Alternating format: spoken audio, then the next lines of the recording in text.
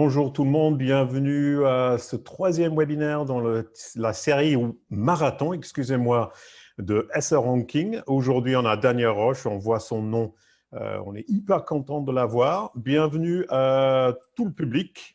On est à 136 participants, ce qui est parfait. On avait eu 300 le premier jour, 200 le deuxième, et du coup, logiquement, puisque WordPress couvre un tiers des sites web, on devrait avoir un tiers de ce qu'on avait eu hier, et on a plus. Donc, on surperforme aujourd'hui grâce à Daniel. Bienvenue, Daniel. Bonjour à tous. Moi, je te connais peu. On a déjà fait des webinaires ensemble. Je sais que tu viens de Nantes et que, heureusement, tu es spécialiste WordPress. Sinon, on ne t'aurait pas invité. Exactement. Et du coup, en fait, toi, tu fabriques ou tu crées des sites WordPress ou tu fais que le SEO? Que le SEO Non, le cœur de notre métier à l'agence, c'est vraiment la partie SEO. Donc, on va faire de l'audit, de l'optimisation, de la correction, de la stratégie, voilà, pas mal de choses comme ça. Et de fil en aiguille, on a quelques clients qui nous demandent aussi la partie création pure et dure, avec tout ce que ça implique, maquette, etc. Mais le cœur du métier qu'on a à l'agence, ça reste quand même le référencement naturel. Mais du coup, en fait, j'ai une question. C'est une question qu'on a eue hier que je veux reposer aujourd'hui parce que je trouve ça super important. Parce que tu parles du fait que de temps en temps, vous fabriquez des sites de zéro. Combien de fois les clients ils arrivent vraiment trop tard dans le processus de création de site pour vraiment être efficaces en termes de mise en place SEO? Quasiment tout le temps. En fait, le problème, c'est que les gens qui ont besoin d'un site internet, la plupart d'entre eux ne connaissent pas le référencement naturel, ne savent pas comment ça marche. Et donc, en fait, quand ils parlent de création de site internet, ils vont penser à leur contenu, ils vont penser marketing, ils vont penser charte graphique, et ils oublient complètement la partie SEO. Et souvent, soit on intervient en cours de projet, donc c'est un petit peu compliqué, soit même après le projet, des gens qui ont lancé un site internet, qui n'ont pas de visibilité, qui nous disent, bah voilà, je comprends pas, mon site il est beau, mais je n'ai pas de visiteurs. Oui, tout à fait. En fait, on en parlait hier. Je pense que c'est un problème un petit peu partout dans le monde, mais peut-être qu'avec WordPress, c'est un petit peu moins problématique de poser la SEO à la fin puisqu'on a des plugins pour le faire. Ça dépend. Parce qu'on va, pour faire bien, en fait, on est obligé des fois d'aller un peu plus loin. En fait, ça dépend beaucoup de la thématique. Mais dans certains cas, on est obligé vraiment d'aller plus loin dans la partie développement, structuration. J'en parlerai d'ailleurs dans la conférence là juste après. Donc, en fait, il faut quand même intervenir, même si c'est un CMS très simple. Le référenceur, normalement, est censé être celui qui intervient en premier, bien avant le graphiste, bien avant le développeur, l'intégrateur, et ainsi de suite. Oui, bon, tu prêches aux convertis de mon côté. Je pense que les personnes qui sont devant nous, pour la plupart, sont d'accord avec nous. Donc, je vais juste faire un petit peu de housekeeping, comme on dit en anglais. Avant de démarrer avec Daniel, je vais juste vous dire ce qui va arriver pour les webinaires à venir. On a Olivier Andreu demain avec Search Console, 15 heures, pareil qu'aujourd'hui. Puis Sébastien Monnier et Sandrine Bertrand sur comment mesurer ses succès SEO, y inclut Analytics, une question que quelqu'un a posée hier. Ça va être lundi, puisque vendredi, c'est jour férié, fête de travail, donc pas de travail pour nous tous. Et mardi, c'est Nicolas Nguyen de Semji qui va parler de ROI des sites e-commerce et comment le maximiser. Avec Alexandre Santoni, avec qui j'ai déjà fait des webinaires aussi. Tous les deux sont géniaux. On a aujourd'hui Daniel pour retourner à nos oignons. Encore une chose avant de démarrer, il y a un prix pour la question que Daniel choisira à la fin. Ça peut être sa question préférée, la personne qui contribue le plus, la personne qui contribue le moins ou la personne qui a écrit le plus long question. C'est à Daniel de décider. Il n'y a pas de règle. Mais du coup, posez vos questions dans la fenêtre Q et R. Donc, c'est juste en bas de votre écran, à côté de chat. Donc, ne posez pas des questions pour Daniel dans le chat. Ça, c'est pour discuter entre vous, vous donner des conseils entre vous et de discuter. Je vais essayer de m'y mettre un petit peu aussi. Posez les questions dans le Q et R. Pour moi, en anglais, c'est Q&A. Comme ça, moi, je peux les voir facilement et avec Daniel, on va pouvoir répondre à la fin. Avant de démarrer, juste pour dire, Jessie Fiddle pose déjà une question, donc tu peux répondre et puis on va passer au webinaire parce que je pense que c'est important. Est-ce qu'on peut vulgariser un petit peu une définition de SEO? Alors, SEO, donc c'est un acronyme anglais qui veut dire Search Engine Optimization, et la traduction française, donc c'est référencement naturel, et c'est le sujet voilà, de la conférence d'aujourd'hui. Grosso modo, c'est comment est-ce que je fais pour donner de la visibilité à une page web, quelle qu'elle soit, comment est-ce que je lui donne du poids, comment j'apparais en premier sur le mot-clé qu'a tapé l'internaute. OK, super. En fait, c'est d'être visible sur Google dans un C'est ça. premier temps et espérer attirer des visites sur le site pour par la suite vendre ou convertir, quelle que soit la manière qu'on convertit. Mais le premier but, en fait, finalement, et j'aime bien ça, c'est de la visibilité, c'est d'être vu, c'est que sa marque soit vue dans les résultats. Exactement. De plus en plus aujourd'hui, parce que Google envoie de moins en moins de visites vers les sites en termes de pourcentage, c'est 50% des requêtes sur Google aujourd'hui mènent à une visite au final. La visibilité dans les SERP de Google, c'est quelque chose qu'il faut tenir compte. On appelle ça en anglais du on-SERP SEO. Ça veut dire maximiser ce qu'on peut tirer du fait d'être purement visible sans avoir forcément la visite. On est bon là, Daniel. On est parfait, on peut commencer. Je te laisse démarrer. Donc, Il n'y merci a à tout pas le de monde de nous souci. avoir rejoints. Je te passe la main. Ouais, je vais partager mon écran, comme ça vous verrez mes jolis slides. Alors, on va se Et voir. félicitations sur ta connexion, elle est superbe. Hop, sur ma, comment ça s'appelle, sur ma connexion fibre, c'est ça? Oui, C'est pour tu ça fais des que jaloux. ça aide en tout cas pour ce genre de conférence. Petite question rapide dans le chat. Est-ce que tout le monde voit bien mon écran? Juste pour être sûr que vous voyez Oui, bien moi la je vois petite très page de bien ton couverture. écran. Oui, parfait. Donc aujourd'hui, moi je vais vous parler de nettoyage de printemps SEO sur le CMS WordPress. On est malheureusement beaucoup d'entre nous en confinement.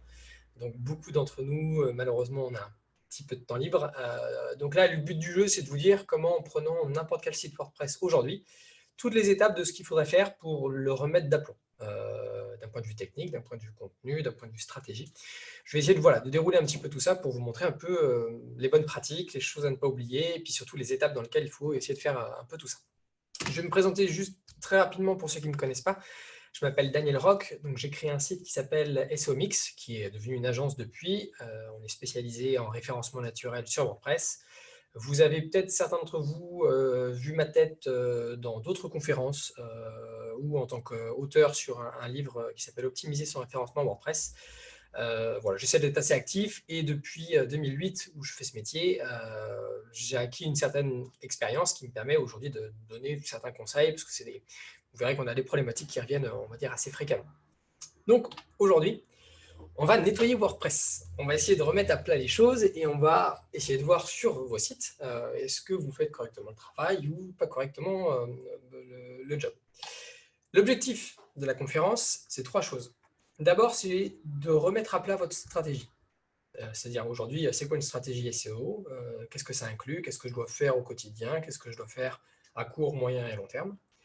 Il va y avoir une deuxième phase de correction et de nettoyage. Donc, d'éliminer tout ce qui ne va pas dans votre site WordPress. Et vous verrez qu'il y en a beaucoup, beaucoup, beaucoup, beaucoup. Et à la fin, ça va être plutôt la partie, une fois qu'on a nettoyé et que notre joli site internet est prêt pour l'été, qu'est-ce que je fais pour aller encore plus loin? Comment est-ce que je peux vraiment tirer profit du potentiel de cet outil? Donc ça, c'est tout ce qu'on va essayer de voir aujourd'hui. Puis j'espère que vous allez apprendre pas mal de choses. Je vais commencer d'abord par des petits prérequis qui peuvent vous paraître très bêtes, mais il y en a trois qui sont importants et qui sont indispensables quelle que soit l'action que vous allez faire. C'est-à-dire que là, aujourd'hui, je vais vous montrer des outils, je vais vous montrer des techniques, mais il y a le référencement naturel et le web d'ailleurs au sens large, c'est un ensemble de techniques et d'éléments qu'il faut connaître ou en tout cas maîtriser. Et donc ça commence par ce premier prérequis, c'est vous devez vous former au SEO. Se former au SEO, c'est comme aujourd'hui suivre des conférences, mais c'est aussi lire des livres et surtout c'est tester. À chaque fois qu'un conférencier, qu'un auteur ou qu'un confrère, ou qu'un collègue ou qu'un prestataire vous dira il faut faire ça, le meilleur conseil que je peux vous donner, c'est de tester, de vérifier par A plus B que ce qu'on vous a dit était correct, fonctionnait, avait des résultats et ainsi de suite. Donc, gardez toujours ça en tête, formez-vous constamment au SEO, sachant que le SEO change aussi, WordPress change aussi, donc gardez toujours ça en tête. Deuxième prérequis tout bête, dont on aura beaucoup besoin pendant ce nettoyage, vous devez avoir un compte Search Console. Pour rappel, la Search Console, c'est un outil gratuit fourni par les équipes de Google. Vous y inscrivez votre site et Google va vous donner des informations techniques sur votre site Internet. Et une grosse partie de ces informations techniques nous aide à détecter différentes problématiques et à pouvoir les corriger. Et la troisième chose qui est importante, c'est avoir un logiciel de crawl. Un logiciel de crawl, c'est un outil qui peut être en ligne ou sur votre ordinateur, qui va faire exactement comme Google, c'est-à-dire que vous allez parcourir les pages de votre site web, l'une après l'autre. Et en parcourant ces pages web, en fait, vous allez récupérer tout un tas d'informations qui nous serviront à faire notre petit nettoyage.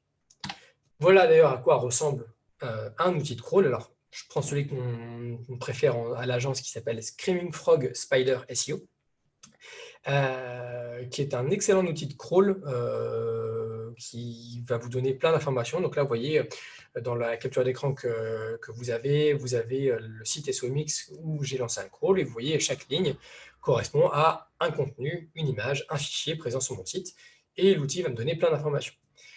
Petit conseil que je vous donne aussi au passage, le sujet de la conférence d'aujourd'hui, ce n'est pas de vous apprendre à se servir d'un logiciel de crawl, mais je vous conseille très très fortement d'aller lire des tutoriels ou voir des vidéos dédiées, parce que rien qu'avec cet outil-là, quand on parle de nettoyage et d'optimisation d'un site, ça va vous donner énormément d'informations utiles pour améliorer votre référencement naturel. Et donc ça, c'était mon troisième prérequis pour pouvoir faire toutes les étapes d'après. Et on commence par la phase 1 du nettoyage, on va parler un peu stratégie. Quand je parle de stratégie, je ne parle pas que de stratégie SEO, je parle bien de stratégie globale. Le référencement naturel, gardez ça en tête, n'est qu'un moyen de parvenir à vos fins. Ça vous apporte des visiteurs, mais le but du jeu, c'est d'avoir des clients, d'avoir des utilisateurs, d'avoir des personnes qui s'inscrivent. Ça, c'est votre objectif. Que vous ayez 10 visites ou que vous en ayez 1 million, le rendu, l'importance réelle de votre acquisition de trafic, donc de vos visiteurs, c'est surtout ça. C'est est-ce que ça me permet d'atteindre mes objectifs? Et donc, le référencement naturel ne peut jamais être pris seul. Vous devez toujours l'envisager dans une stratégie qui est globale et qui inclut donc du marketing. Alors, certains d'entre vous aiment ça, d'autres détestent. Il n'empêche que c'est très important à faire. Ce que je vous conseille très fortement, avant de toucher à votre site, c'est d'abord de faire une vraie étude de marché. Qui je suis, qu'est-ce que je propose à mes visiteurs, qui sont mes concurrents, qu'est-ce qu'ils proposent aussi, comment je me positionne par rapport à eux, en termes de prix, de communication, de démarche utilisateur, de réponse aux besoins. Posez-vous aussi la question tout simplement de se dire, aujourd'hui, quels sont les besoins de mes utilisateurs, quelles sont les problématiques que les internautes rencontrent et comment moi est-ce que je peux y répondre. Et de la même façon, comment est-ce que je peux me différencier par rapport à mes concurrents pour répondre à ce besoin-là. Ça peut paraître très bête et très bateau cette slide, il n'empêche que ça fait toute la différence sur un site qui marche et un site qui marche très bien. Clairement, ça fait toute la différence, sachant que tout le travail que vous allez faire en marketing et communication a un impact positif sur la partie référencement naturel, tout comme d'ailleurs sur tous les autres axes d'acquisition de trafic, que ce soit les réseaux sociaux, le référencement payant, etc. Le marketing, c'est la base d'un site, et si vous ne prenez pas le temps de faire ce travail-là, malheureusement, vous n'irez pas aussi loin que vous auriez pu le faire. Donc, gardez ça dans un coin de votre tête, faites du marketing, c'est utile. Ensuite, faites une vraie analyse des mots-clés. Là, je vous ai mis une magnifique capture d'écran d'un audit de mots-clés. L'audit de mots-clés, pour essayer d'expliquer un peu le principe, alors je ne détaillerai pas comment on fait, parce que c'est pareil, ce n'est pas le sujet de la conférence, mais c'est indispensable, retenez-le, pour nettoyer WordPress. Le but du jeu, c'est de lister tous les mots-clés que vous allez trouver pertinents, c'est-à-dire, si je reprends l'exemple chez nous, ça va être agence SEO, ça va être création de site WordPress, ça va être audit SEO, ça va être audit WordPress, en fait, tous les mots-clés que les gens tapent. Ce qui va être intéressant dans ces mots-clés-là, c'est d'essayer de se dire, voilà, est-ce que ce mot-clé-là, je peux y répondre? À quelle intention de requête ça répond? Vous voyez, si vous regardez dans la capture d'écran, j'ai une colonne vers la droite, intention de requête, donc c'est-à-dire à quoi ça correspond chez moi, est-ce que en termes de thématique.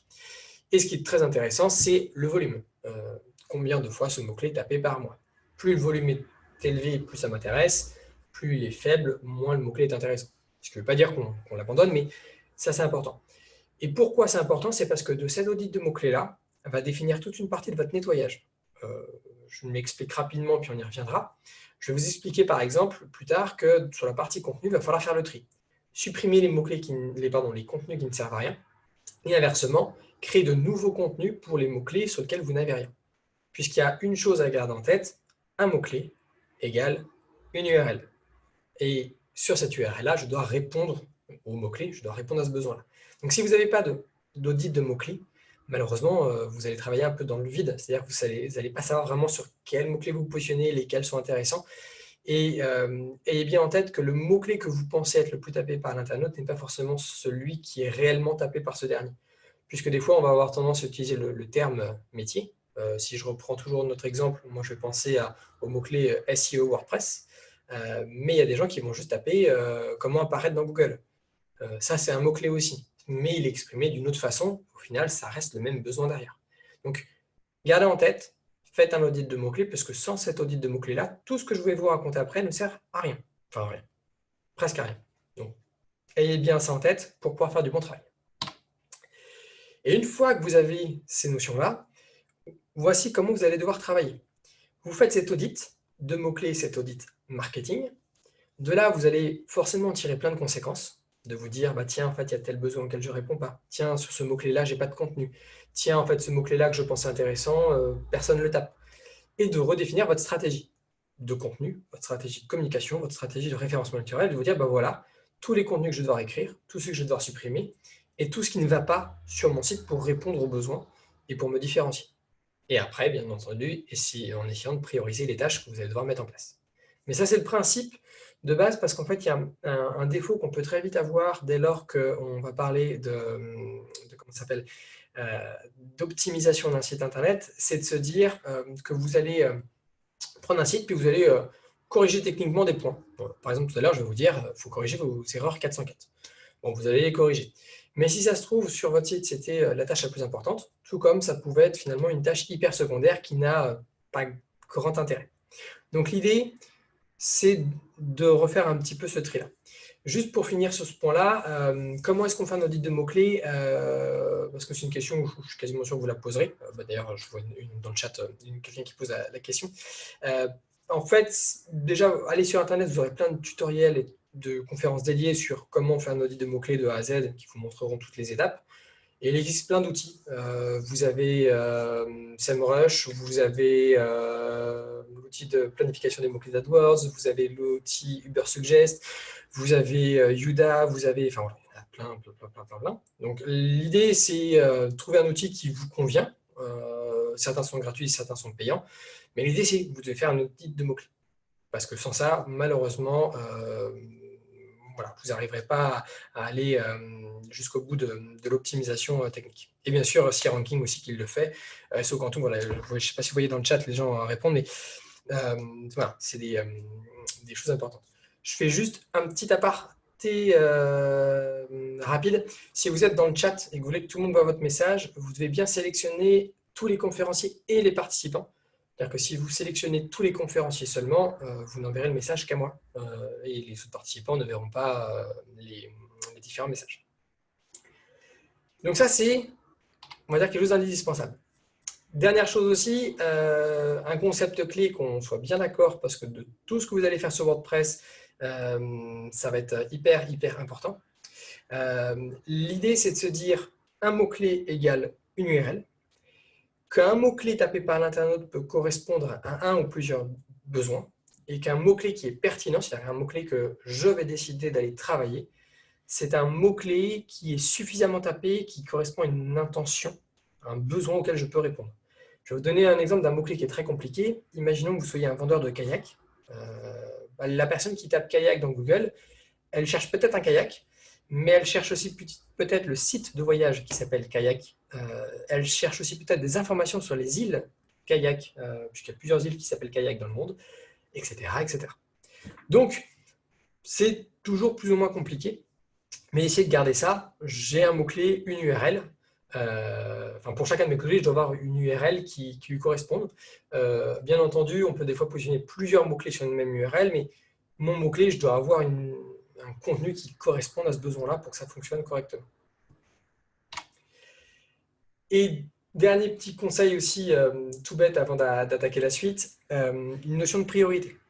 Certains d'entre vous auront des sites tout petits, avec 10, 15, 20 pages, auquel cas, bah, quand on va parler d'optimisation tout à l'heure, vous allez pouvoir faire tout en même temps, parce que ça va se faire assez facilement. À l'inverse, certains d'entre vous auront de très gros sites, des milliers et des milliers de contenus. Dans ce cas-là, il va falloir un peu prioriser votre travail, de se dire par quoi je commence et par quoi je termine. Le meilleur conseil que je peux vous donner, c'est de vous dire de commencer par travailler tous les contenus qui sont en page 2 de Google. Vous avez une publication, elle est en page 2 de Google sur votre mot-clé. Quand elle est en page 2, c'est que vous n'êtes pas très loin en termes d'optimisation pour être en première page et donc de commencer à avoir du trafic. Donc on va commencer par ces pages-là. De même, on va essayer de prioriser toutes les URL qui vont vous faire beaucoup de marge ou qui ont un très bon taux de conversion. C'est-à-dire qu'un produit, vous savez que quand l'internaute le voit, dans 50% des cas, il achète. Bon, bah, tout ça, c'est des types de contenus qui sont très importants et qu'il faut bien garder en tête parce qu'on va commencer par là quand on a beaucoup de contenu à travailler. Donc ça, c'était mes concepts de base. Donc je pars du principe que vous avez fait un audit de mots-clés et je pars du principe aussi que vous avez une stratégie marketing et que vous avez fait un audit marketing de votre secteur d'activité et de tout ce qui s'ensuit. L'objectif, c'est, on va commencer par le b.a.-ba, on va paramétrer correctement WordPress. Juste une remarque très importante avant que je déroule les slides qui suivent, faites très attention à certains conseils que je peux vous donner. Non pas qu'ils sont mauvais, théoriquement ils sont à peu près corrects, mais c'est que certains conseils vont modifier les URL de votre site. Et si jamais c'est le cas, ça veut dire que Google risque d'être perdu. C'est-à-dire qu'il va arriver sur des pages d'erreur, parce que lui, il a gardé en mémoire les anciennes URL, elles ont disparu, elles ont été supprimées, elles ont été remplacées. Gardez bien en tête que si jamais c'est le cas, vous devez faire ce qu'on appelle une redirection 301, c'est-à-dire rediriger automatiquement l'ancienne URL vers la nouvelle. Si vous ne faites pas ça, vous allez vous tirer une balle dans le pied en termes de référencement naturel, et ce n'est pas ce que vous souhaitez faire et mettre en place. Donc, gardez bien ça en tête dans tout ce que je vais vous dire après. Et donc, on va faire le paramétrage correct de WordPress. Alors, je vais passer très vite parce que ça, c'est des choses que vous allez retrouver dans des centaines d'articles sur le web et dans des centaines de conférences. Les explications de comment est-ce que je paramètre un WordPress. Je vais retenir surtout 4 grands paramètres dans les menus de base qui sont importants. Dans la partie discussion, vous n'allez surtout pas cocher la case des commentaires imbriqués. Vous n'allez surtout pas non plus cocher la case des sous-pages de commentaires. Donc ça, c'est des choses que vous devez purement et simplement oublier. Vous devez aussi modérer manuellement les commentaires. Ça, c'est très important si vous ne voulez pas être spammé par des confrères référenceurs qui se feront un plaisir d'aller mettre des liens vers leur site dans vos commentaires. Et enfin, dans le menu des URL, donc des permaliens, gardez le paramètre le plus simple, postname, c'est ce qui fonctionne le mieux. Ça, c'est les paramètres de base de WordPress que vous devez en fait garder sur quasiment l'installation de tous vos sites. Petite remarque sur le dernier, sur le paramètre postname, ça fait partie de ma remarque juste avant. Ça, ce paramètre, si vous le changez, c'est-à-dire que s'il est différent sur votre site, faites très attention, ça va changer les URL de votre site. Donc, vous devrez rediriger toutes les URL qui vont changer en cours de route. Ce qu'on appelle, nous, dans le métier, un plan de redirection. Donc, le cochez pas comme ça à la va-vite, ça peut avoir un impact. Au-delà de ces réglages-là, une des extensions que vous pourriez avoir mis en place, 3 types d'extensions dont vous aurez absolument besoin. Une extension de référencement naturel. Nous, on utilise beaucoup Yoast. À vrai dire, elles se valent toutes aujourd'hui sur le marché. Il y en a plein. Donc, il y a Yoast qui est la plus connue avec des millions d'utilisateurs dans le monde. Mais vous avez The SEO Framework, vous avez RankMath, vous avez SEOpress, vous avez All-in-One SEO, et puis vous en avez au moins une dizaine d'autres. Elles se valent. Donc honnêtement, prenez celle avec laquelle vous êtes à l'aise. Et une fois que vous savez comment elle marche, gardez-la. Il n'y a aucune raison de changer vers une autre extension. Une extension de redirection, si votre extension SEO ne le fait pas directement. Donc Yoast, intimement, ne le fait pas. Donc, il y a une extension gratuite qui s'appelle Redirection et qui va vous permettre de faire les fameuses redirections 301. Et troisième chose indispensable sur un site WordPress, une extension de cache. Ça, je vais en reparler tout à l'heure. Ça va améliorer la vitesse de votre site. Nous, on utilise beaucoup d'OLP Requête, qui est une extension premium. L'idée, voilà, c'est vous trouvez une extension de cache qui permet d'accélérer votre site parce que ça a de l'importance en référencement naturel sur certains aspects et ça a beaucoup d'importance pour l'utilisateur. Tout simplement parce que lui, si les pages sont lentes à charger, c'est compliqué. Donc ça, c'est tout, tous mes petits réglages. Juste pour information, hein, je vois vos questions au fur et à mesure. Vu qu'elles arrivent toujours un petit peu en décalé par rapport à ce que je dis, je vous propose que j'y réponde plutôt à la fin. Mais juste pour vous dire, voilà, je vois bien vos questions dans les Q&A. J'en vois aussi quelques-unes dans le chat. N'hésitez pas à les poser plutôt dans le Q&A. Ce sera plus simple pour être sûr de les avoir toutes et que je puisse répondre à toutes ces questions-là. Je reviens à mon BABA, mes bases. Donc ça, c'était mes petits réglages, tout va bien. Et il y a une chose très importante. Alors, il y en a certains d'entre vous qui connaissent très bien WordPress, vous n'aurez pas de soucis sur cette partie-là. Pour d'autres, ça va être quelque chose d'assez abstrait. Dans WordPress, quand vous l'installez, vous avez de base ce qu'on appelle des post-types, c'est-à-dire des types de contenu. Et vous avez par défaut des pages et des articles. Ça, c'est le fonctionnement natif de WordPress. Ces pages et ces articles, en l'occurrence surtout les articles, vont être classés avec ce qu'on appelle des taxonomies. C'est en gros des systèmes différents de catégorisation. Par défaut, dans WordPress, vous en avez 4. Vous avez les catégories, les étiquettes, les dates et les auteurs. Ces post-types et ces taxonomies, c'est ça qui va permettre d'afficher votre site. Je vais afficher des pages, je vais afficher des articles. Ces articles vont être dans des catégories, vont être assignés à un auteur, etc., etc. Le problème de ça, c'est que... Enfin, le problème, c'est l'avantage et le problème en même temps. C'est qu'en fait, vous allez, avec votre thème et via d'autres extensions, vous allez pouvoir modifier ces post-types et ces taxonomies, ou alors vous allez tout simplement en créer d'autres. Vous allez créer de nouveaux types de contenus. La chose la plus importante dans un nettoyage de printemps, dans une remise à plat, c'est de repartir et de dire mon WordPress à moi, le mien, quels sont ses post-types et quelles sont ses taxonomies. Et de vous poser une question qui est très basique mais très importante, c'est de se dire est-ce que ces post-types-là sont importants? Est-ce qu'ils ont un intérêt? Est-ce que ces taxonomies-là sont importantes ou ont un intérêt? Vous verrez que si vous utilisez les différents outils dont on va parler tout à l'heure, vous allez vous rendre compte que des fois, WordPress va générer des URL un peu n'importe comment et qu'il va falloir faire le tri. Alors, heureusement, on peut faire le tri, déjà un premier tri très vite, et on va utiliser notre extension SEO. Donc là, moi, en l'occurrence, Yoast SEO. Dans Yoast SEO, vous avez un menu qui ressemble à ça actuellement, qui a plusieurs onglets qui vous permettent de faire différents réglages. Vous retrouvez deux onglets qui m'intéressent. Vous avez un onglet qui s'appelle Type de publication, c'est mes post-types, et vous avez un deuxième onglet qui s'appelle Taxonomie, qui sont mes différents systèmes de catégorisation. Et là, Yoast, ce qu'il fait, c'est qu'il va prendre tous les post-types de votre WordPress et toutes les taxonomies de votre WordPress et il va vous les lister les unes après les autres. Et il y a une question à vous poser qui est très simple, c'est de se dire, est-ce que moi, ce post-type a un intérêt pour l'internaute? Si oui, vous le gardez. Et si vous savez que non, finalement, c'est un type de contenu qui est fait par votre CMS, mais votre thème ou une extension, puis finalement, vous n'en avez pas besoin, ou alors ça vous sert juste à gérer une tambouille interne et puis vous ne voulez pas l'afficher aux visiteurs, et bien là, à l'inverse, dans ce menu-là, vous allez en fait cocher la case non pour l'option afficher les articles dans les résultats de recherche pour justement éviter de l'envoyer à Google pour rien. L'exemple typique, comme ça vous aurez un exemple concret, c'est les extensions de slider. Beaucoup d'extensions de slider en fait, vont créer un nouveau post-type qui va s'appeler slider. Et cette extension, ce post-type-là, va des fois générer des URL dédiées. Je vais avoir une page de mon site qui ne fait que contenir un slider. Donc, aucun intérêt pour l'internaute, ça n'a pas d'intérêt. Donc là, ici, en fait, vous allez pouvoir nettoyer déjà un petit peu ce que fait votre WordPress de base en termes de type de contenu et de taxonomie. Ça, c'est vraiment quelque chose aussi de base. Hein. C'est le B à bas d'un premier nettoyage de votre CMS. Je pars du principe que vous le faites tranquillement, que vous regardez un petit peu et que vous faites le tri. Et on va attaquer la phase 2, que déjà, on va rentrer un petit peu plus dedans, c'est tout ce qui va être correction technique. Correction technique, en fait, on va corriger tout ce qui peut bloquer le moteur de recherche ou tout ce qui peut bloquer l'internaute, ou les deux. L'idée, c'est de se dire que je n'ai pas une seule source d'information pour corriger, je dois en avoir plusieurs.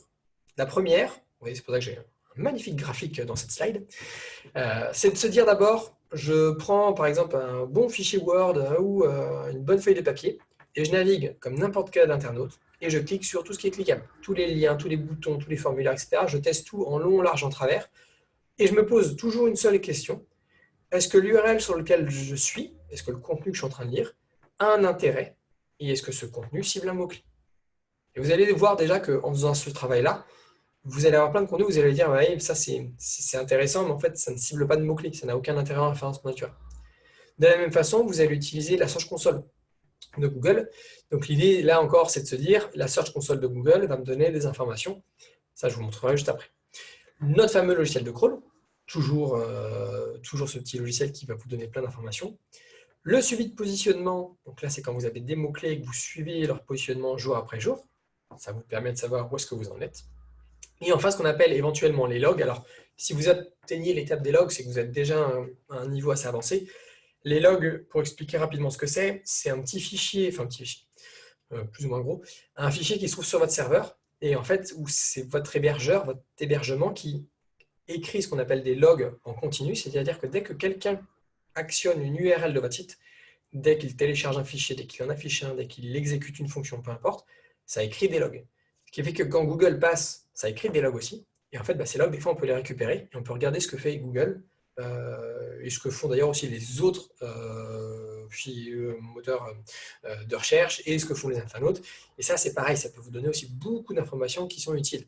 Une fois d'ailleurs, dans le chat, quelqu'un qui parle de SOLizer, ça fait partie des outils effectivement très utiles pour analyser des logs et comprendre un petit peu ce qui se passe sur son site.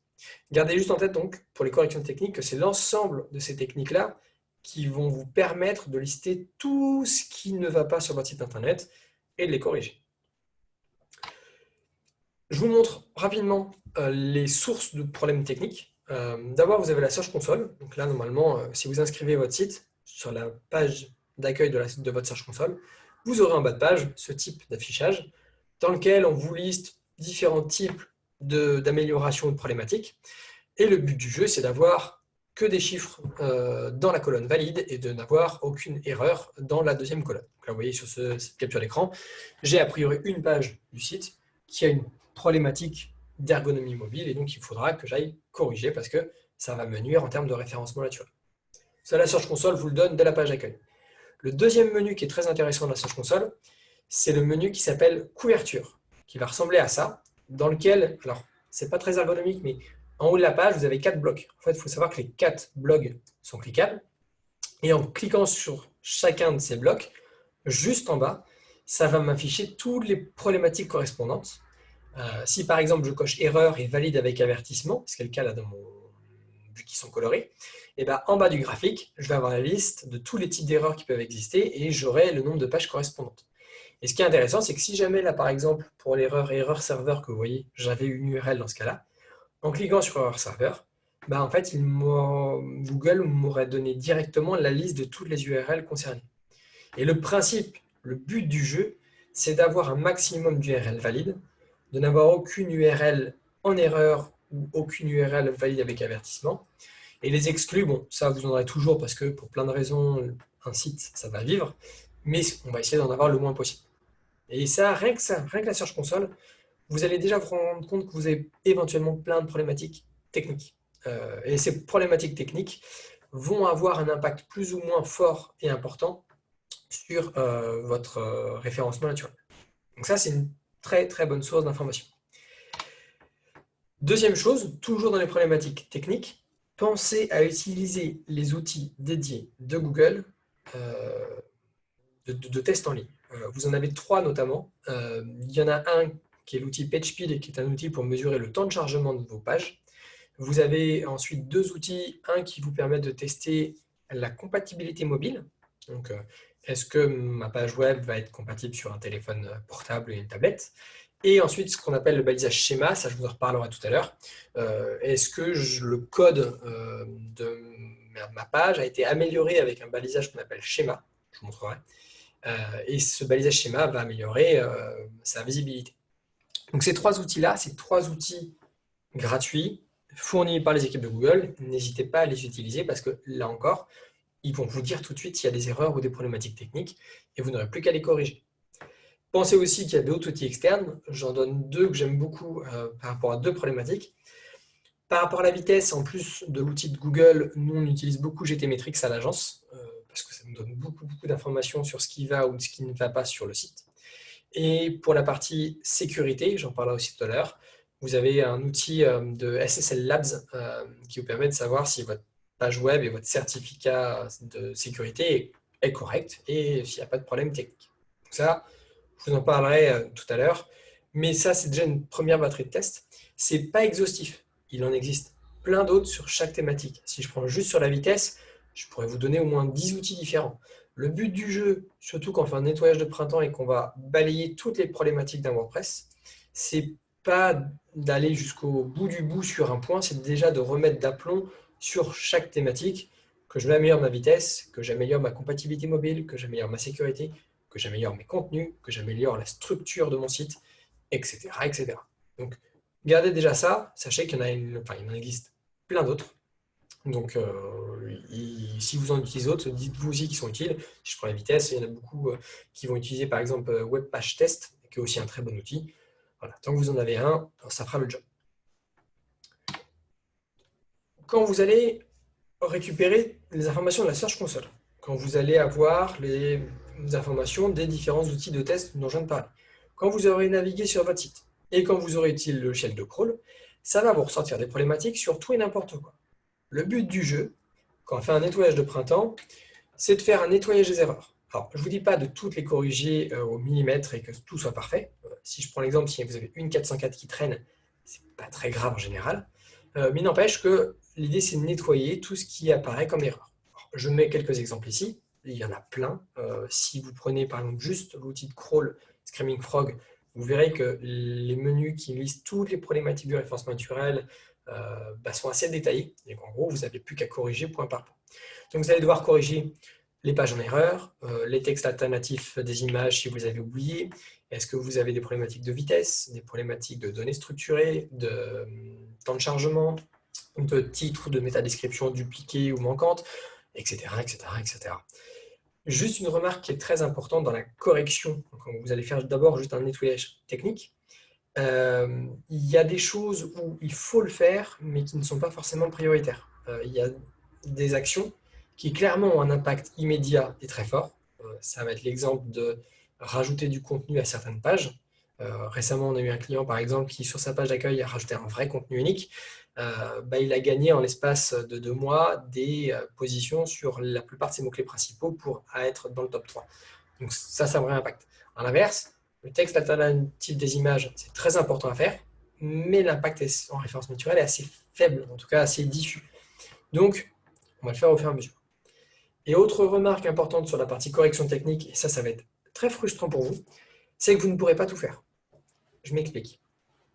WordPress, quand vous allez afficher une page, va vous montrer le rendu visuel de votre contenu grâce à votre thème et aux extensions. Il y a des problèmes SEO qui viennent de l'utilisateur. Exemple, j'ajoute une image et je ne remplis pas le texte alternatif. Problème utilisateur, correction, je vais modifier l'image et je remets mon texte alternatif. Mais il y a des cas de figure où ce n'est pas l'utilisateur qui est en cause, c'est le thème ou une extension. Parce que le développeur de ce thème ou de cette extension-là a fait une erreur, a oublié un élément, n'a pas pensé à une incompatibilité avec une autre extension, etc. Et ce qui fait que, en fait, vous savez qu'il y a une image qui n'a pas de texte alternatif, mais vous n'avez pas la main dessus. Ce qui veut dire que, théoriquement, sur la partie nettoyage technique, il faut, dans certains cas, faire appel à un développeur. Il y a des choses que vous ne pourrez pas faire dans l'interface de WordPress, vous ne pourrez pas tout faire avec une extension, il va falloir en fait le faire avec quelqu'un qui va rentrer dans le code pour corriger. Donc ça, c'est assez frustrant. Je dirais par contre que le plus important, et par expérience, c'est surtout de savoir détecter l'erreur. Parce qu'après, si vous avez réussi à voir que vous avez une problématique précise, en fait, soit vous pouvez le corriger tout seul et vous le faites directement, tant mieux, soit vous allez faire appel à quelqu'un. Mais au moins, vous avez détecté l'erreur et vous êtes capable de dire il va falloir que je la corrige parce que cette problématique me pose problème. Si je prends l'exemple de la page d'erreur 404, je vois une erreur, ça veut dire que j'ai un lien qui est cassé, qui est incorrect, je vais corriger le lien, comme ça au moins les gens ne vont plus cliquer dessus et ne vont plus arriver sur la page d'erreur, et il va falloir aussi que je la redirige, il va falloir que je fasse une redirection 301. Ça, des fois, je pourrais le faire dans l'interface de WordPress et des fois, il faudra que je fasse appel à un développeur en fonction de votre thème, en fonction de votre extension. C'est vraiment en fonction de tous ces éléments-là que ça va avoir l'impact. Je continue dans les corrections techniques de base. Il y a une grande question à vous poser de manière générale. C'est de vous dire quelles URL vous nuisent. Alors, ça peut paraître un peu paradoxal. Beaucoup de référenceurs ou beaucoup de livres ou de conférences en ligne, etc. vont dire il faut rédiger du contenu. Il faut rédiger régulièrement du contenu. Il faut publier, il faut donner à manger à Google. Ce qui est vrai. Mais à force de publier pour publier, on se retrouve avec plein d'URL qui ne servent à rien. Des contenus qui n'ont pas grand intérêt, qui vont venir nous nuire. Vous allez aussi avoir l'exemple des post-types ou des taxonomies dont j'ai parlé tout à l'heure qui vont générer des URL que je n'ai pas voulu créer, mais qui ont été générés par mon WordPress. Ou encore, beaucoup plus basique, j'ai oublié d'enlever mes contenus par défaut. Donc, quand on installe WordPress, WordPress va créer la page d'exemple et l'article « Bonjour tout le monde ». Bon, ça, c'est des contenus qui n'ont aucun intérêt, qui vont me nuire. Et donc, dans toutes vos analyses, quand vous allez naviguer sur votre site, quand vous allez utiliser la Search Console, quand vous allez utiliser un logiciel de crawl et ainsi de suite, posez-vous la question, URL par URL, de c'est quoi cette URL-là Est-ce qu'elle a un intérêt? Est-ce qu'elle est pertinente? Est-ce que je peux l'améliorer? Est-ce que je dois la garder? L'idée, c'est de continuellement faire ce tri. Puisque si je supprime les contenus qui ne servent à rien, Google, en fait, il va passer beaucoup plus de temps sur les contenus qui, eux, ont de l'importance et ont de l'intérêt. Donc, gardez bien ça en tête parce que c'est extrêmement important. Je pars du principe que vous faites ces corrections techniques. Là, tout ce que je vous ai dit pour l'instant, ça reste presque des prérequis SEO. C'est des bases SEO classiques. C'est pas ça qui vous permet, c'est pas ces actions-là qui vous permettront de faire la différence. Ça va corriger des contenus, ça va améliorer le positionnement de certains contenus. Et l'idée de se dire après, maintenant, ce que je vais faire, c'est que je vais optimiser de manière globale mon site et je vais commencer à mettre en place une vraie stratégie. On va d'abord, après la correction, faire l'optimisation technique. On va aborder 4 grands sujets: le temps de chargement, la sécurité, la qualité des contenus et le balisage schéma.org. On va les prendre un par un, je vais vous expliquer pourquoi c'est important et comment on peut mettre en place. Et on va commencer par le temps de chargement, parce que le temps de chargement va avoir un impact qui va être assez important sur votre site internet. Non pas sur votre positionnement, c'est-à-dire qu'aujourd'hui, même si vous améliorez drastiquement le temps de chargement, vous n'allez pas gagner de position, en tout cas pas tout de suite, c'est dommage. Par contre, vous allez gagner sur 2 points. Vous allez gagner sur la conversion, donc le nombre de ventes, le nombre d'inscriptions, et surtout, vous allez gagner sur ce qu'on appelle le crawl de Google.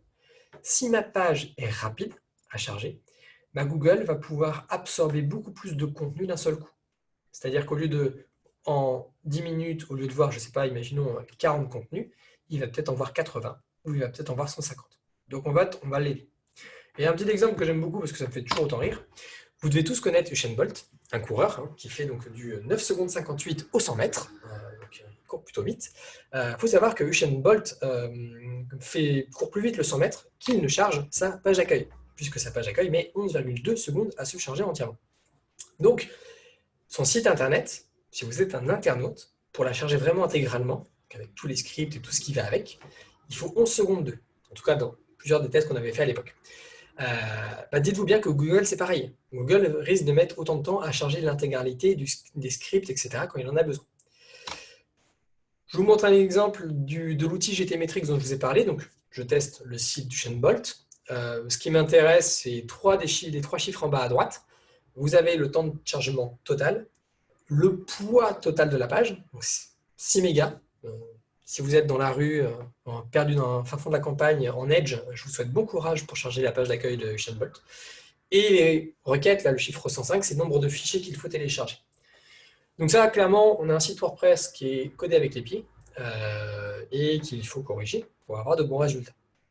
Donc, comment est-ce qu'on fait ça?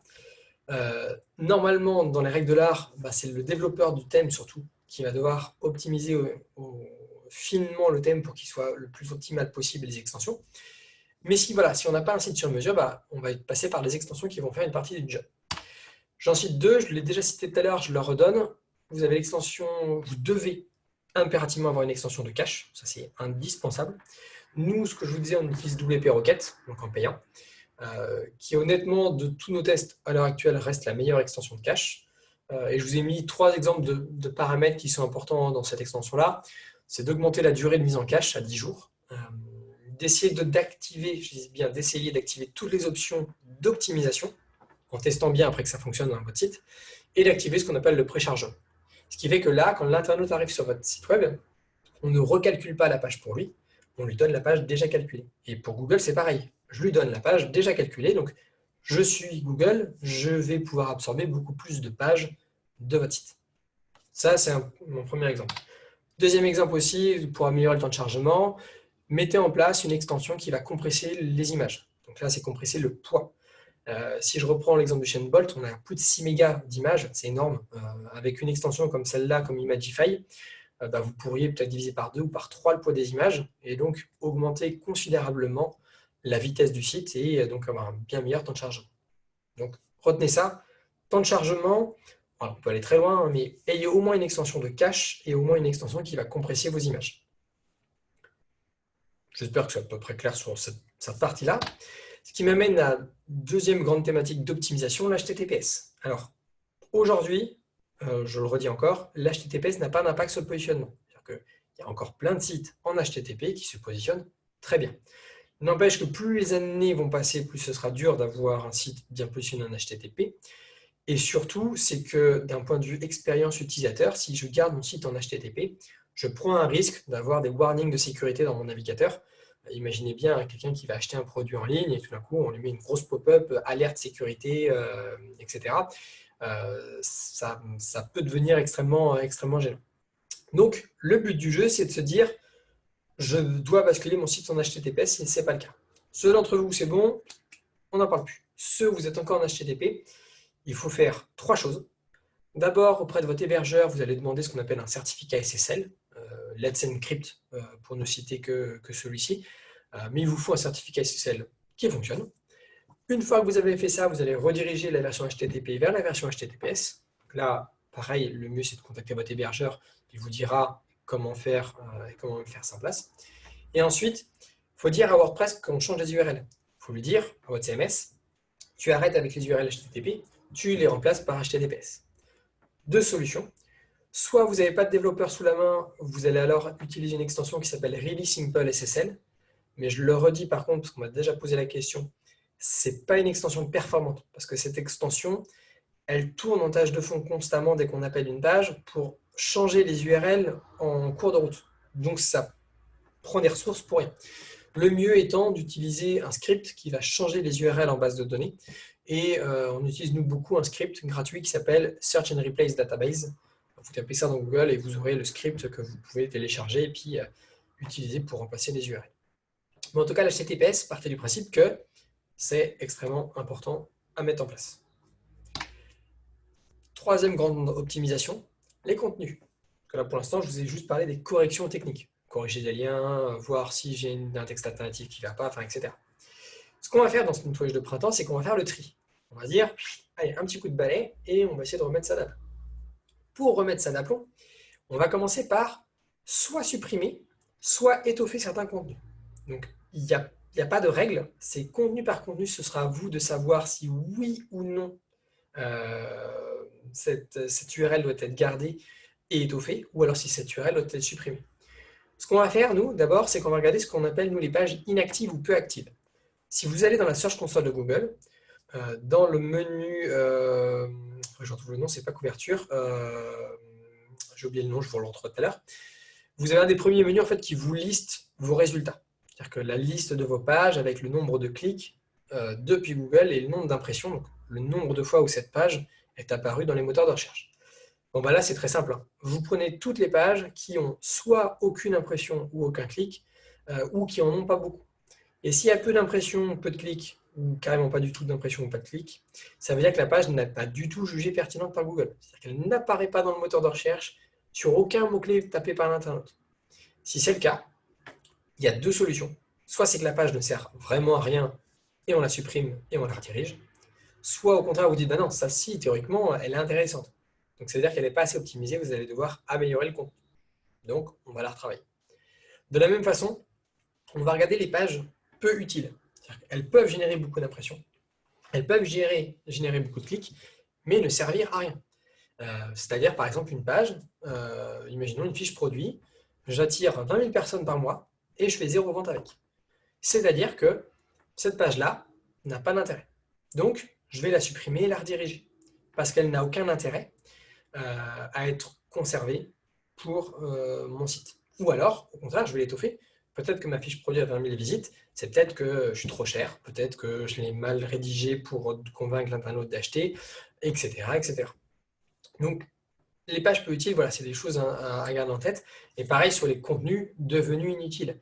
Si vous avez un article qui parle je sais pas moi, d'un outil, d'un produit, mais que ce produit n'existe plus depuis 10 ans, l'article, même s'il est très bien optimisé, il n'a plus aucun intérêt. Donc, posez-vous la question de faire le ménage de temps à autre et de supprimer tous ces contenus un petit peu secondaires et assez peu utiles pour votre site internet.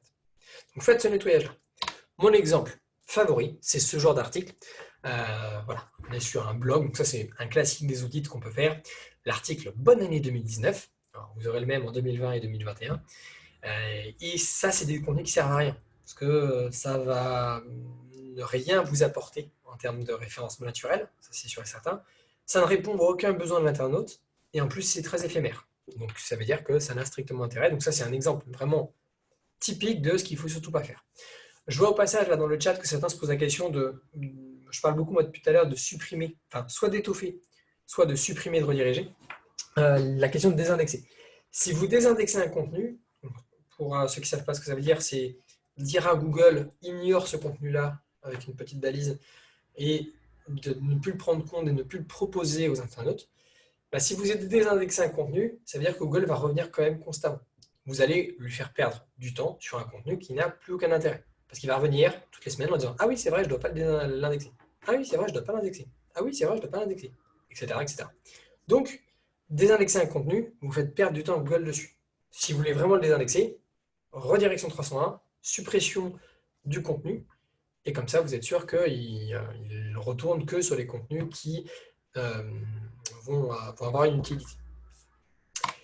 Ensuite, je reste toujours sur l'optimisation de mes contenus. Donc là, déjà, vous avez fait un premier tri, un premier nettoyage sur les contenus qui ne font pas d'impression, pas de clic, peu utiles, etc.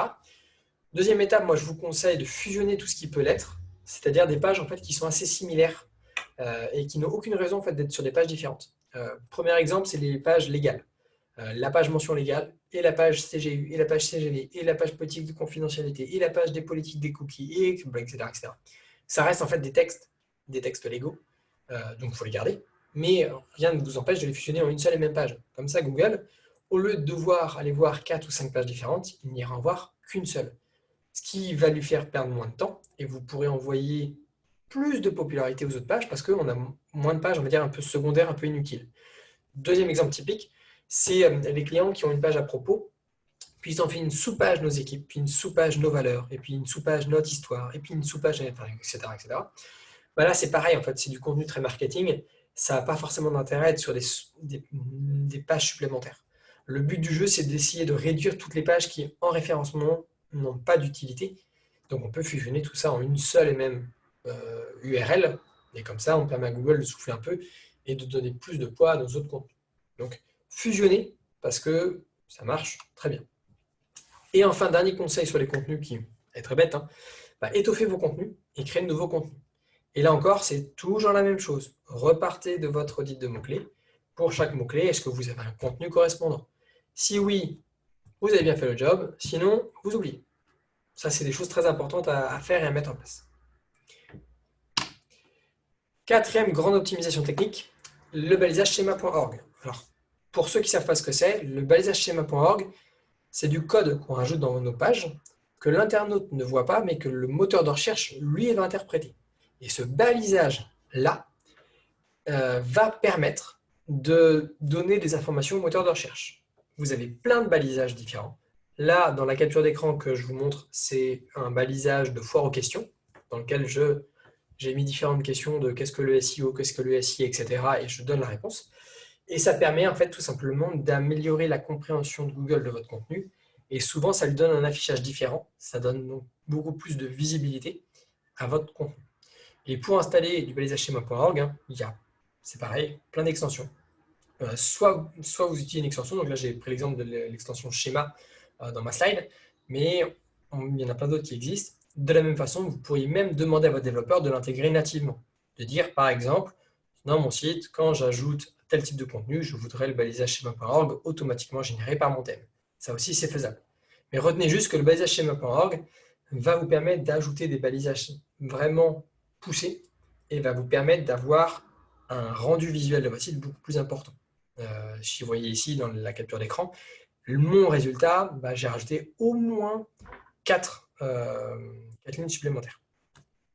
Alors, je fais juste un petit aparté. Je vois que dans le chat, vous posez pas mal de questions et dans la partie Q&A. Comme je le disais tout à l'heure, comme elles arrivent un peu en décalé sur mon ordinateur par rapport quand je parle, je les traiterai à la fin. Donc, toutes vos questions sont bien prises en compte et on les traitera juste après. Je reviens donc à mes optimisations. Donc, je pars du principe que vous mettez en place le balisage schema.org. Ceux qui veulent pousser un petit peu le sujet, c'est pareil, il y a plein de très bons tutoriels qui vont très loin dans l'explication de ce que c'est, comment ça marche, comment on les met en place. Là, on n'a pas le temps dans la conférence, mais gardez ça en tête dans votre stratégie SEO.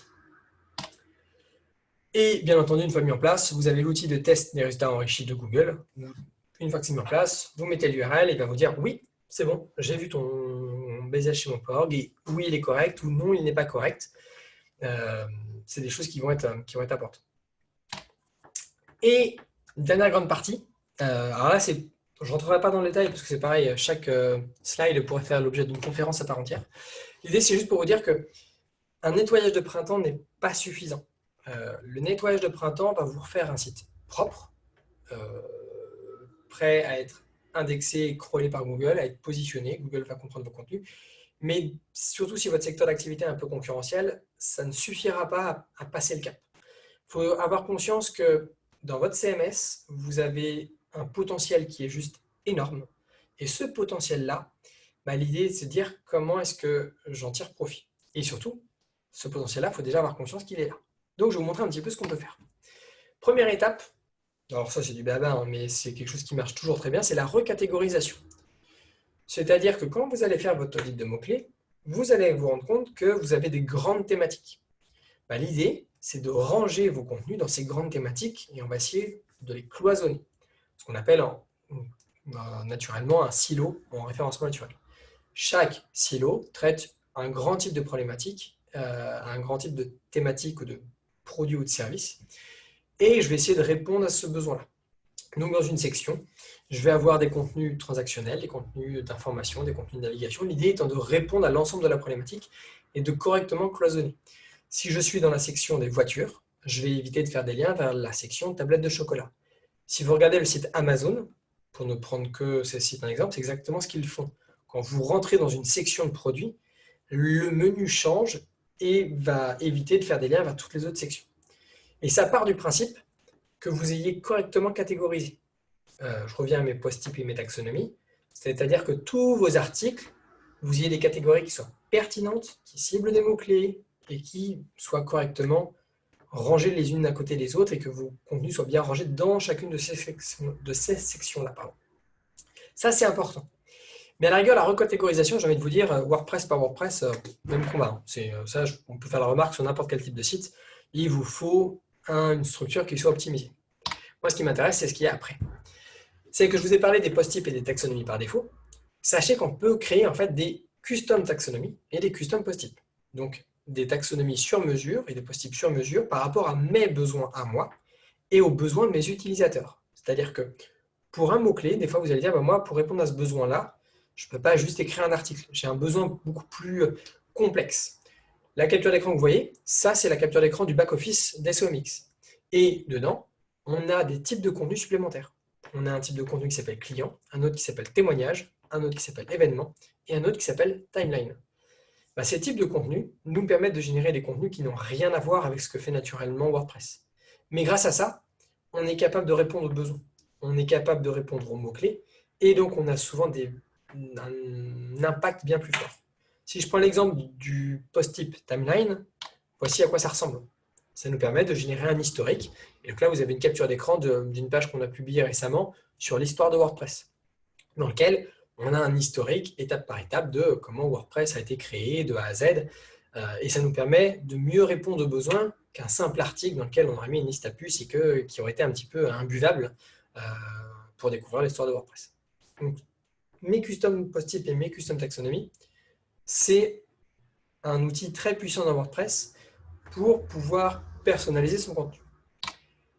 Deuxième chose qu'on adore à l'agence, vous avez une extension payante qui s'appelle ACF, c'est Advanced Custom Field, qui est une extension à la base faite pour les développeurs, qui permet en back-office de WordPress de rajouter plein de champs, d'accord, plein d'options, plein de boutons, plein de paramètres, etc. Et ici, vous avez l'exemple d'un client qui travaille dans l'immobilier, dans lequel en fait, on lui a créé, avec ACF, un nouveau formulaire en bas qui lui permet de renseigner plein d'informations. Donc, en l'occurrence, vous voyez ici des caractéristiques d'un bien immobilier. Un prix, une référence, une disponibilité, une adresse, un nombre de mètres carrés, enfin ce que vous voulez. Et ça, en fait, comme en back-office, grâce à ACF, je peux le générer très facilement. Et ben après, dans mon thème, je peux dire à mon thème, je veux que tu affiches ça automatiquement.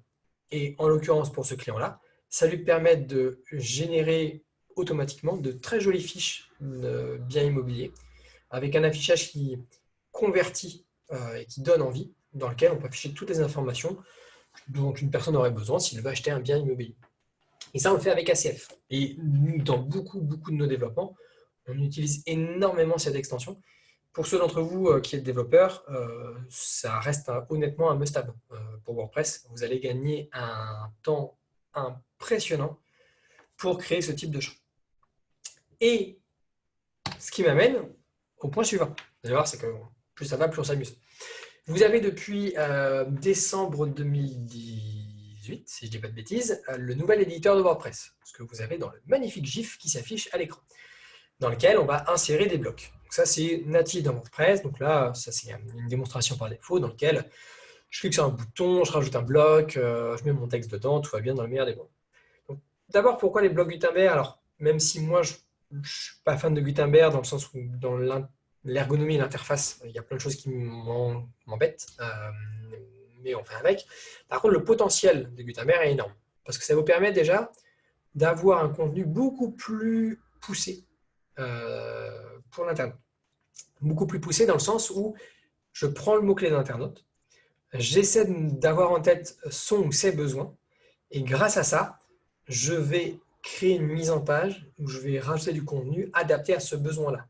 Gardez toujours ça en tête. Pensez toujours quand vous rédigez un contenu aux besoins. Et donc avec les blocs Gutenberg, on peut faire mumuse. Mais là où nous on s'amuse, c'est qu'en fait on va commencer à faire un petit mélange. C'est-à-dire qu'on va créer des blocs Gutenberg grâce à l'extension ACF dont j'ai parlé avant. Ce qui va nous permettre de faire des choses entièrement sur mesure. Ceux d'entre vous qui ont envie de s'amuser un petit peu, vous allez sur la page d'accueil des SOMX, l'intégralité de la page d'accueil des SOMX, ou encore l'intégralité de la page WordPress, ce n'est que du Gutenberg. Et ce n'est que des blocs créés sur mesure en fonction de nos besoins. J'ai besoin d'un bloc qui fait ça, j'ai besoin d'un bloc qui fait ça, et puis ainsi de suite. Ce qui nous permet de générer des choses assez avancées.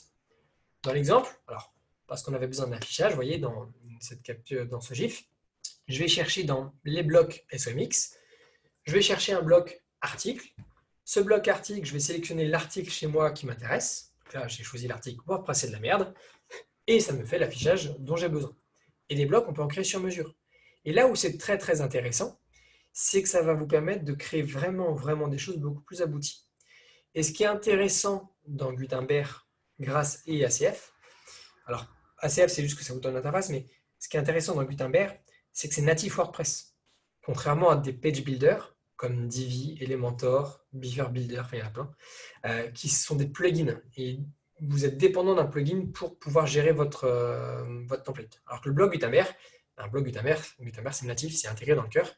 Et ça permet de faire des choses assez avancées. Il y a plein de conférences qui montrent, notamment vous en avez une de JB Audras qui est très bien sur les blocs réutilisables.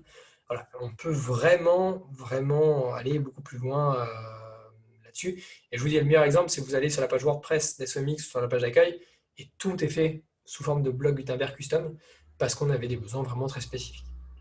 Donc ça, c'est des choses sur lesquelles on s'amuse beaucoup. Donc là, on est déjà un cran au-dessus du nettoyage. Mais en fait, quand vous allez faire ce nettoyage, vous allez toujours réfléchir en termes de besoins, et en fonction de ces besoins, vous allez dire, peut-être que j'aurais besoin d'un bloc Gutenberg spécifique.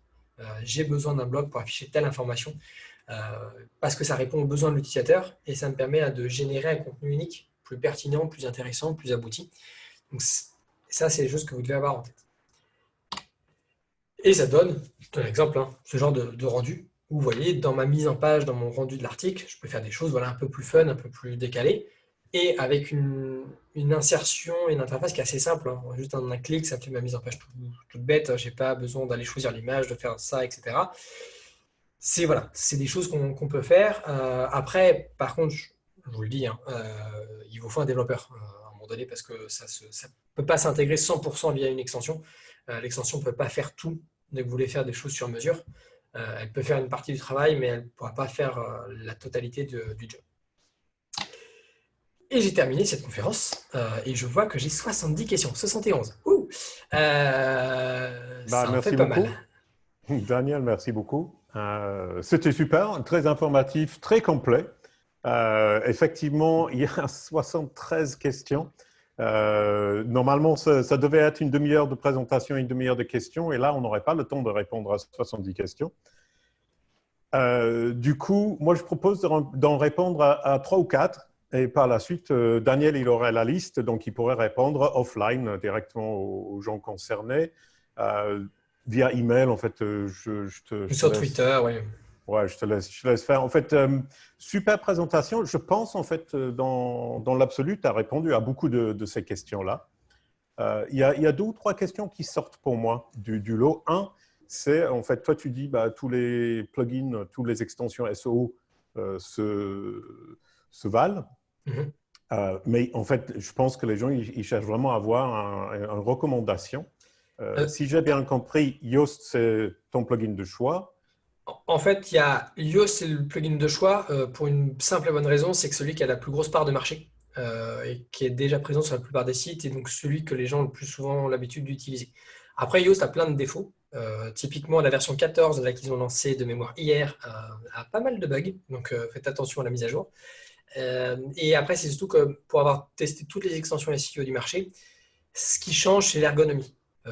L'interface va changer, etc. Donc, on va avoir des préférences.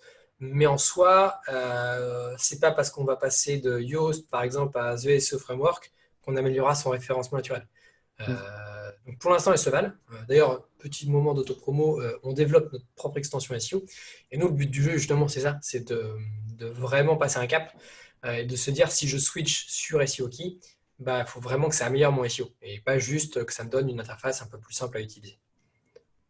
Ok, super. La deuxième question, c'était schéma markup, parce que du coup, ça m'intéresse parce qu'il y a beaucoup de plugins pour le schéma markup, mais en fait, un plugin qui l'inclut, c'est Yoast. Yoast l'inclut, mais pas surtout. Il va l'inclure aussi sur certains éléments. Donc souvent, moi, je préfère utiliser une extension à part pour l'intégrer proprement. En fait, Yoast va intégrer du schéma classique. Donc pour ceux à qui ça parle, le balisage schéma pour le chemin de navigation, le balisage schéma pour l'entité, donc pour l'entreprise, etc.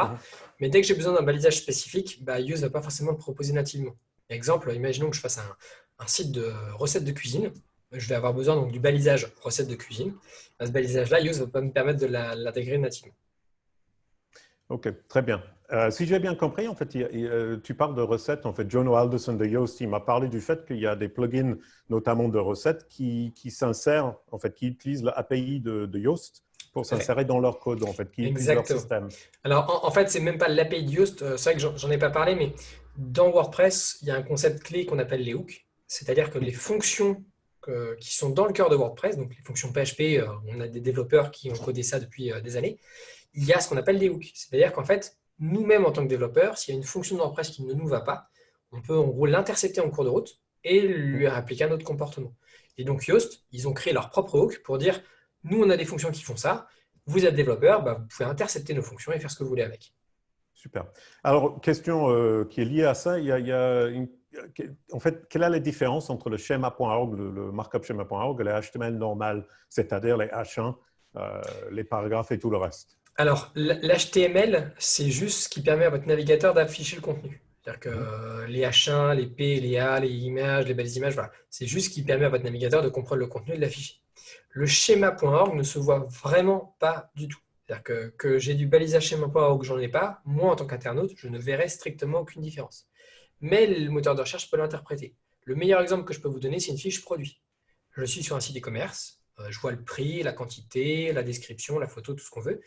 Et ben, si je le balise, Google va comprendre, en fait, il va comprendre que ça, c'est le prix, que ça, c'est le nombre d'avis et la note qui est donnée au produit, que ça, c'est l'image. Et dans le moteur de recherche, bah, il va pouvoir changer l'affichage et mieux mettre en avant vos contenus. OK, parfait.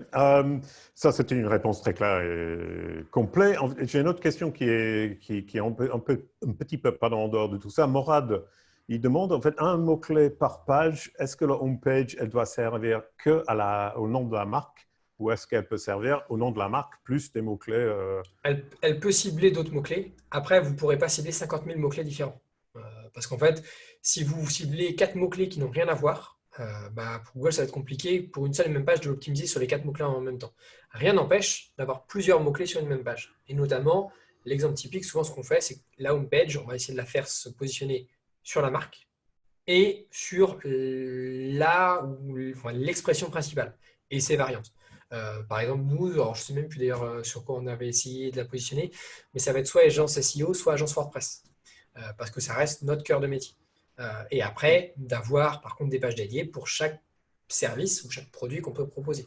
Si je vends des tablettes de chocolat, bah, si je ne vends que ça, bah, je peux positionner ma page d'accueil sur tablettes de chocolat. Mais si les tablettes de chocolat ne sont qu'une partie de mes produits, bah non, ma page d'accueil, je vais essayer de cibler de manière plus générique sur chocolat, ou spécialiste du chocolat, etc. Mais on fait beaucoup de homepage, ils font ça naturellement malgré nous. Mais en fait, j'avais lu un article par Joost de Walt, de Yoast justement, qui parlait de cette idée. En fait, lui, il est plutôt de l'idée on utilise la homepage que pour le nom de la marque parce que c'est difficile de couvrir les deux sujets de manière complète. Notamment qu'il y a beaucoup de requêtes de marque quand les gens ils cherchent soit de naviguer vers notre site, soit de faire des recherches sur nous. Tout à Est-ce fait. que ça te paraît pertinent? Alors, bon, je ne serais pas forcément d'accord avec lui pour le coup, dans le sens où la marque, en fait, même si vous êtes mauvais en référencement, votre site théoriquement va se positionner sur sa marque. Donc, même en faisant pas beaucoup d'efforts, c'est quasiment naturel. Parce qu'en fait, le nom de domaine et le simple fait que le nom de la marque apparaisse à plusieurs endroits de la page Oui. va la positionner Pardon, naturellement. excuse-moi Daniel, il ne parlait pas de ranker, en fait, ça c'est, comme tu dis, Mm. évident, mais en fait c'est l'expérience utilisateur une fois arrivé sur la page. Quel est le but de cette page en termes de, pour moi en tant qu'utilisateur, si j'arrive en tant que client existant ou prospect qui va convertir, Bien sûr. contre quelqu'un qui cherche quelque chose de générique comme chaussure. Alors, justement, c'est qu'en fait, on va essayer de cibler sur l'expression principale, mais très souvent, en fait, la page d'accueil n'a pas grand intérêt en SEO. C'est-à-dire que très souvent, le but du jeu du référenceur, c'est pas de faire arriver la personne sur la page d'accueil, mais de la faire arriver directement sur le contenu le plus pertinent. Si je reprends l'exemple de ma tablette de chocolat, je préfère le faire arriver dans la catégorie des tablettes de chocolat ou alors directement sur une fiche produit de tablette de chocolat plutôt que sur ma page d'accueil. Parce que s'il arrive dans la bonne section ou directement sur la fiche produit, moi, j'ai beaucoup plus de chances de vendre en fait. Oui, ok, bah, super réponse, très claire, et ça répond parfaitement. Du coup, il y a une autre question par rapport aux thèmes, en fait, c'est une petite question. Est-ce que les thèmes de WordPress de base, est-ce qu'on doit les supprimer ou est-ce qu'on peut juste les laisser même si on n'utilise pas? Alors, on parle bien des thèmes par défaut, hein. Si Ouais, c'est c'est ça, ça, c'est ça. gardez-en un. Gardez-en un. Alors, je vous explique juste pourquoi. Vous allez, vous, avoir votre thème, soit un thème sur mesure, soit un thème gratuit, soit un thème payant, peu importe. Mais si jamais votre thème plante, pour X ou Y raison, et croyez-moi, ça peut arriver, et ben en fait, il faut ce qu'on appelle un fallback. C'est-à-dire que WordPress va dire ce thème a planté, donc je réactive un thème par défaut. Donc en gros, ayez toujours un thème par défaut, de manière à ce que si votre thème principal ne fonctionne plus pour Mm. plein de raisons, votre site puisse au moins continuer à fonctionner plutôt que d'afficher une énorme page d'erreur. Ok, super. Alors, on va parler de Search Console demain avec Olivier Andrieux, mais par contre, il y a une question justement, tu as évoqué en passant, c'est cette idée, il y a beaucoup, beaucoup de pages exclues par Google et il y a des gens qui s'inquiètent. Pourquoi? Alors, il y a beaucoup de pages exclues parce qu'il y a il y a de l'historique. C'est-à-dire qu'il y a tous vos anciens contenus que vous auriez supprimés et redirigés, bah ça vont apparaître au fur et à mesure dans exclus. Et c'est logique. Au contraire, c'est normal. C'est-à-dire que Google dit, je connaissais cette URL-là, je l'ignore maintenant parce qu'elle n'existe plus, elle a été redirigée. Et de la même façon, vous avez aussi les liens non désirés. Mm. Quelqu'un a un autre site, fait un lien vers vous, il se trompe, il fait une faute de frappe, il se trompe dans une lettre, etc. Bah, il va vous diriger vers une page d'erreur chez vous. Ça, Google va découvrir la page d'erreur et va la garder en mémoire. Donc, avoir beaucoup de pages exclues, beaucoup plus que des pages valides, c'est malheureusement normal. Après, il faut quand même regarder le détail des pages exclues et voir pour quelles raisons elles ont été exclues. Parce que si dans les pages exclues, il vous marque problème d'affichage de la page. Donc là, par contre, c'est que vous avez un vrai problème technique. Si par contre, il vous dit redirection détectée, en général, normalement, c'est que c'est normal. OK. Alors, du coup, merci beaucoup de ces réponses hyper pratiques et simples à comprendre et complètes. Dernière question. Pour une one page, alors du coup, là, ça m'intrigue et ce n'est pas forcément juste WordPress. Comment on optimise un one page si on a plusieurs produits? On ne fait pas. J'attendais ça. En fait, donc vous avez, alors il y en a des thèmes comme ça, gratuits ou payants, one page, donc c'est-à-dire que vous avez tout sur la même page. C'est extrêmement bloquant dans le sens où pour le moteur de recherche, tous les contenus sont sur une seule et même URL. Et pourtant, je vous avais dit, et expliqué que là-bas, c'est un mot-clé égal doit avoir son URL dédié en fait. Donc si je mélange tout, c'est compliqué. Après, vous pouvez faire ce qu'on appelle un faux one page. Donc là, il faut un développeur. Mais ça veut dire que je crée mon site normalement, chaque contenu a une URL dédiée, et mon développeur va venir rajouter une surcouche pour faire croire que c'est un one page. Ça me donne l'impression d'être sur un one page, alors que par contre, chaque contenu a son URL différente, et ce qui fait que Google, lui, ne va pas être perdu. Il aura bien ses contenus bien séparés. Donc en fait, on peut faire un one page à condition que ce soit un faux one page. OK, bah, super. Parfait. Merci beaucoup. Donc, moi, je te laisse choisir le gagnant. Question que toi, tu choisis ou la personne qui a posé la question. En attendant, moi, je vais juste annoncer que demain, c'est Olivier Andrieux avec 10 points à savoir pour mieux utiliser la Search Console. Ça va être super intéressant. Ça m'intrigue beaucoup. Sébastien Monnier, lundi, avec Sandrine Bertrand sur comment mesurer ses performances en SEO avec une partie analytics, bien sûr. Mardi, c'est Nicolas Nguyen et Alexandre Santine. Et désolé, Nicolas, pour comment j'ai dit massacré même ton nom de famille. 10 conseils SEO pour maximiser le ROI de son e-commerce. Tout ça, c'est à 15h demain, jeudi, puis lundi, puis mardi. Ça, ce serait la fin de ce marathon avec SEO Ranking. Maintenant, le gagnant du Optimum Plan 1 mois avec SEO Ranking, vas-y Daniel. Alors je dirais Stéphanie Senurem Marotte, si je prononce bien le nom de famille, parce qu'elle a posé une question auquel on n'a pas répondu, mais qu'en fait qui est importante. Elle posait la question de… Réponds rapidement, parce que j'ai loupé mon travail. La question, c'est devons-nous travailler sur un thème enfant? La réponse est oui. Alors pour expliquer, vous avez votre thème, et si vous utilisez un thème payant ou gratuit, si vous le modifiez, à chaque mise à jour, en fait, vos modifications vont être écrasées, vont être supprimées. Donc on doit, et j'insiste sur le devoir, ce n'est pas juste facultatif, on doit absolument créer un thème enfant, comme ça nos modifications ne seront pas perdues, elles seront conservées, et à chaque mise à jour de WordPress et de mon thème, je vais les garder, donc toutes mes optimisations SEO, elles vont rester là. Super. Merci beaucoup. Alors, du coup, juste un mot, il y avait des questions sur des liens entrants. On n'a pas répondu du tout parce que hier, on a parlé beaucoup de liens entrants avec Benjamin Thiers. Cet webinaire va être disponible demain, celui avec Daniel, soit demain, soit le lendemain. SEO Ranking, ils font un travail de post-production pour que le vidéo sur YouTube soit nickel, parfait. Et du coup, le vidéo de Philippe Yonnet de lundi, il est déjà disponible sur la chaîne YouTube de SEO Ranking. Merci beaucoup, Daniel, pour ça. C'était absolument parfait. Et merci à vous tous de nous avoir rejoints. Et du coup, à demain. Merci à tous. À bientôt. Ciao.